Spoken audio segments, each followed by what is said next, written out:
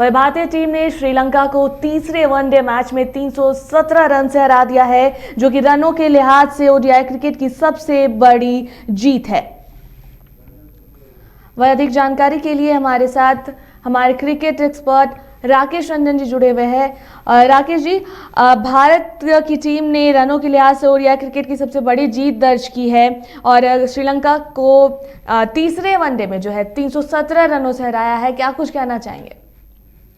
अब बिल्कुल, मतलब आप कह सकते हैं कि भारत का डोमिनेंस रहा इस मैच में।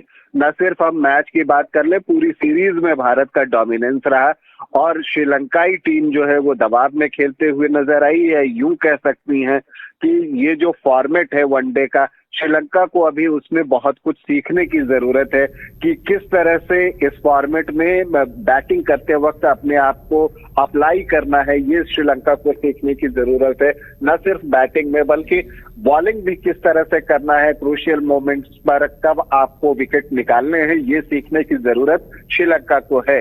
लेकिन खैर, श्रीलंका जो है वो तीनों वनडे हार गया। भारत ने उसका क्लीन स्वीप किया, व्हाइट वॉश कर दिया।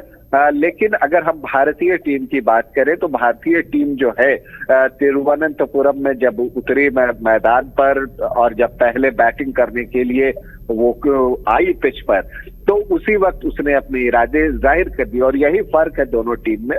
पिच आसान नहीं थी। अगर आप ये सोचें कि भारत ने 390 रन बना दिए 50 ओवरों में 5 विकेट के नुकसान पर, तो पिच बहुत आसान थी। तो माफ कीजिएगा, पिच आसान नहीं थी।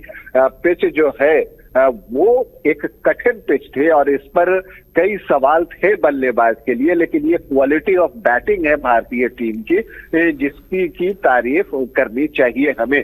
और ये भारतीय टीम की एबिलिटी है जो पिछले कुछ समय से हम नहीं देख रहे थे। तो ये एक बहुत बड़ा पॉजिटिव निकल कर आया है तीसरे वनडे से कि भारतीय टीम के जो बैटर्स हैं, जो कि इधर रन बना पाने में अक्सर मुश्किल परिस्थितियों में या क्वालिटी गेंदबाज के सामने आपको मुश्किल में दिखते थे, उन बैटर्स ने अपने क्लास का जो है वो प्रदर्शन किया तिरुवनंतपुरम में।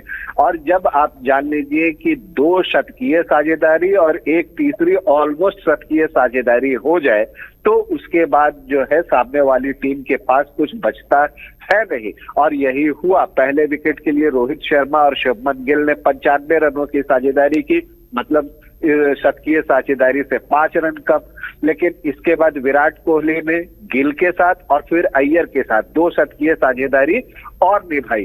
तो ये जो आपकी बात होती है कि गिल के साथ जो 131 रनों की पार्टनरशिप हुई और फिर उसके बाद अय्यर के साथ जो है 108 रनों की साझेदारी हुई और ये मैच को बहुत दूर लेकर चला गया श्रीलंका से। और इसके अलावा आप देखें तो जो विराट की बैटिंग थी वो, मतलब आप ऐसे कह सकते कि आप पुराने विराट को देख रहे थे और जितने आक्रामक मूड में थे। और उनकी पारी को अगर आप बांटे तो शुरू में इनिशियली आके उन्होंने थोड़ी तेजी से रन बनाने की कोशिश की, बीच में थोड़े से शांत हुए, लेकिन इसके बाद फिर जब लास्ट में वो खोलते हैं तो जब उनका स्ट्राइक रेट जो है वो बढ़ के ऑलमोस्ट 170-180 के आसपास पहुंच जाता है और तब सामने अगर आप श्रीलंकाई गेंदबाज को देखते तो वो बिल्कुल असहाय नजर आ रहे थे।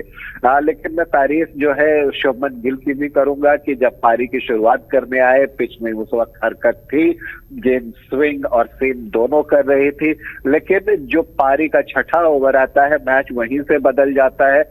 उस ओवर में जो है गिल ने लगातार 4 चौके लगा दिए।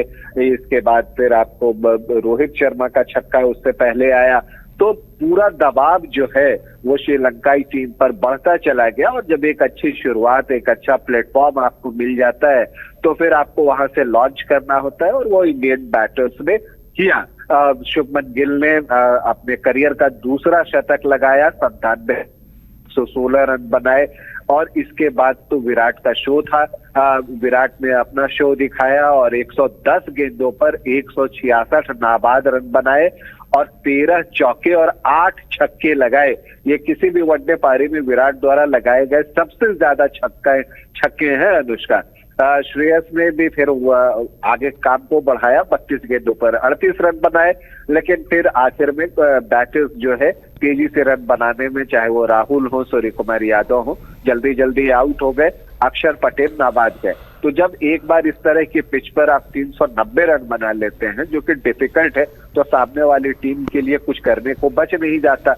और यही हुआ, जब वो टीम आई तो उसे समझ में ही नहीं आया कि इस मुश्किल पिच पर वो इतने बड़े टारगेट का पीछा करे तो कैसे करे।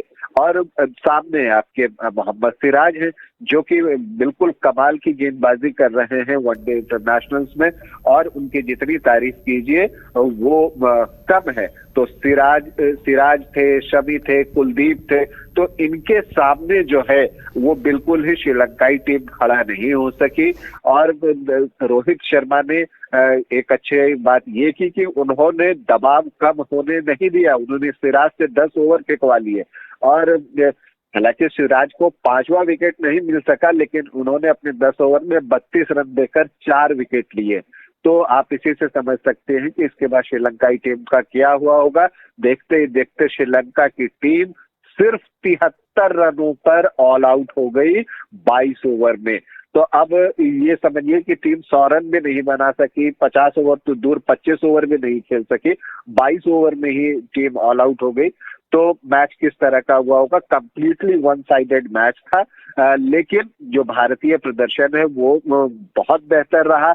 और मैंने कहा भी था कि कल जब मैच से पहले बातचीत हो रही थी कि देखिए श्रीलंका से आपका मुकाबला नहीं है, मुकाबला compete करना है तो भारत को भारत से ही करना है, और जो कुछ कमियां हैं उसे दूर करने की आपको कोशिश करनी होगी, क्योंकि वर्ल्ड कप में श्रीलंका से आपको बेहतर टीमें मिलेंगी। और भारत ने यही किया भी, मुश्किल विकेट पर अच्छी बैटिंग करके दिखाई।